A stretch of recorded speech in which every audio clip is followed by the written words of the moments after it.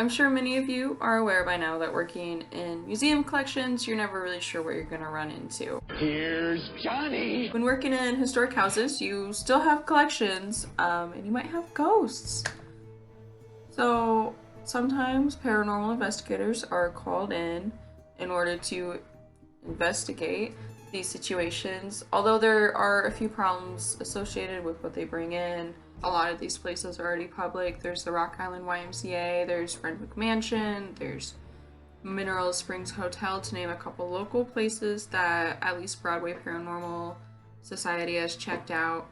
They bring things like electromagnetic tools, there's infrared cameras, there's some more psychic, some more spiritual kind of methods.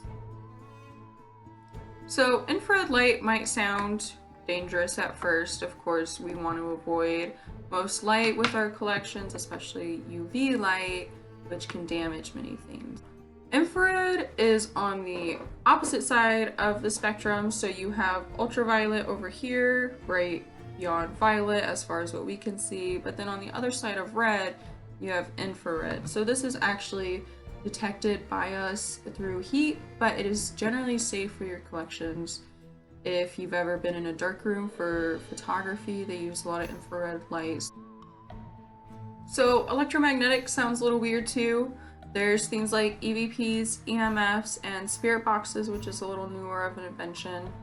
They rely on electrical interferences within the airwaves to communicate with spirits. So the idea is that it's picking up all of these electric impulses, but historic houses are notorious for their faulty wiring. It can work, but for the most part, the findings that they do have are probably just things they're picking up that they're not actually spirits.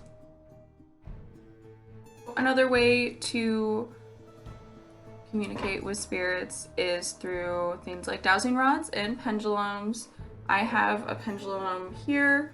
You can see I got it from a shitty New Age shop because it has some appropriated chakra stones. But the idea behind dowsing rods is that they're supposed to move when there's water underneath you. This is not scientifically sound because pretty much anywhere you go on Earth, if you dig far enough, you're gonna find water. So the idea with contacting spirits through these is that they move it, although this is incredibly easily faked. As you can see, it doesn't take much to move my hand, to move this, and interpret it however I want. So they're not really reliable, and if you're gonna have someone coming in with these, you want to make sure that everybody is on board with nothing at all. Some paranormal investigators also use mediums, sensitives, and psychics.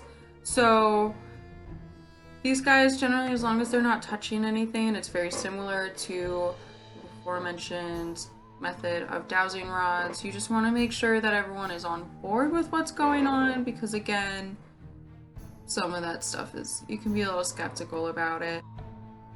So really the only main problem with collections is the light that might come from flash photography.